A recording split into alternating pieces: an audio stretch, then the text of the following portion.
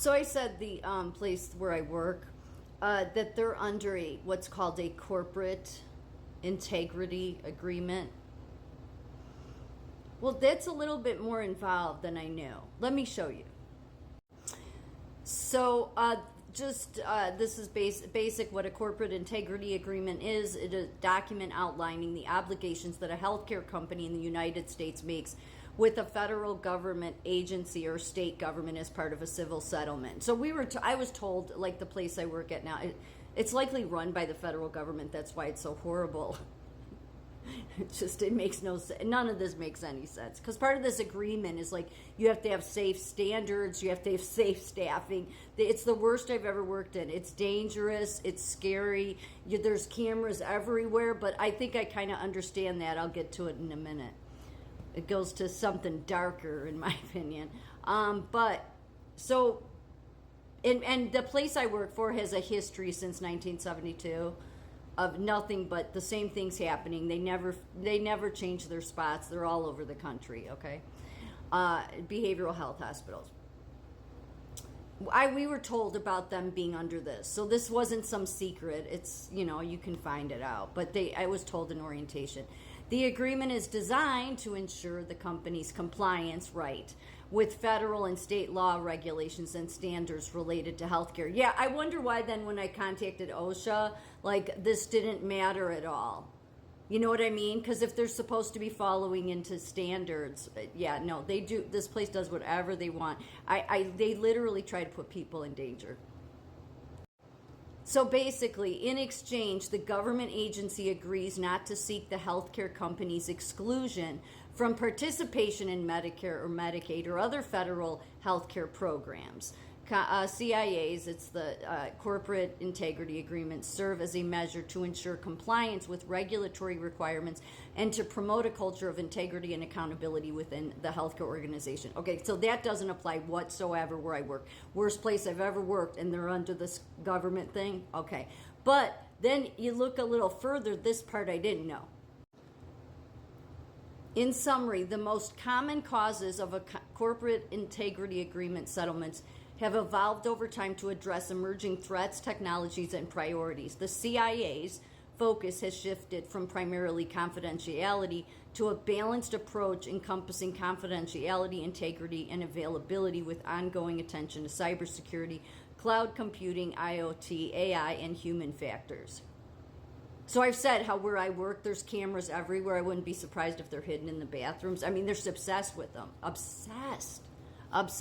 There's only one other freestanding psych hospital I worked at as a travel assignment that had the same thing with the camera. Like nowhere, it has you from every angle. Okay, everywhere. It's just creepy. But then of course this is the hospital that has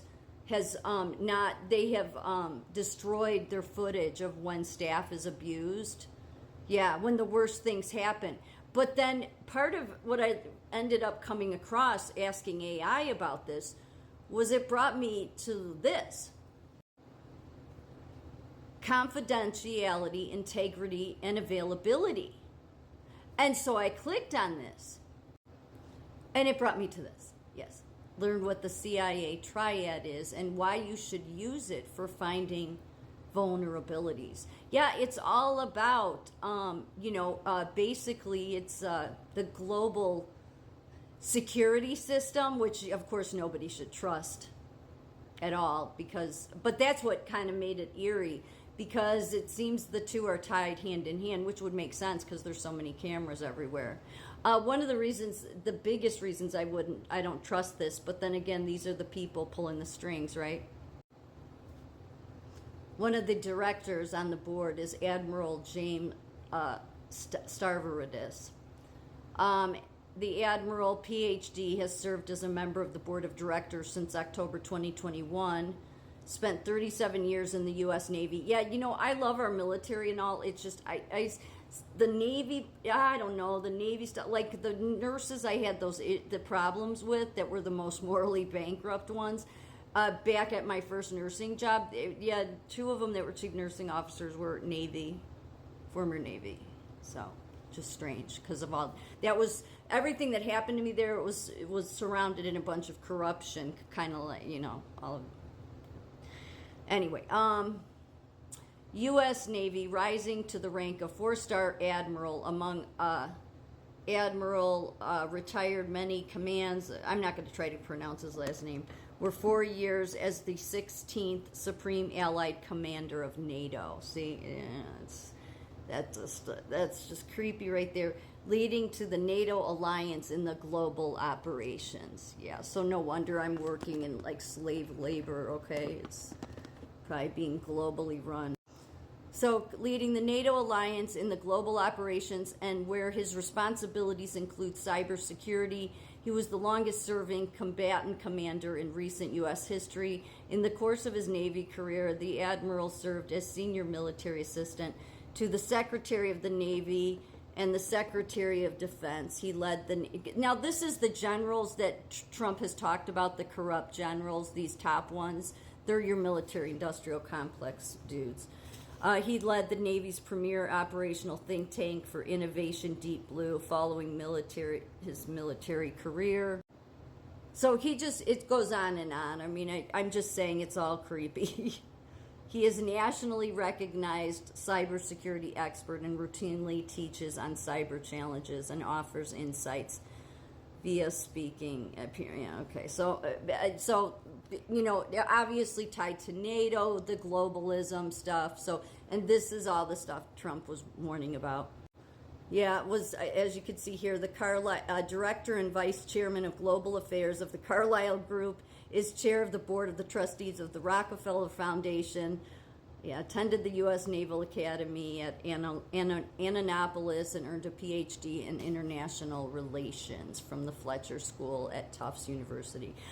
So, no doubt a globalist, yeah. So, likely why I'm working in a hospital it's probably being run by the worst people in the world. Yeah, these are the people, let me just tell you, if Kamala gets elected, everyone will be working like the conditions I'm in. They only get worse, believe me.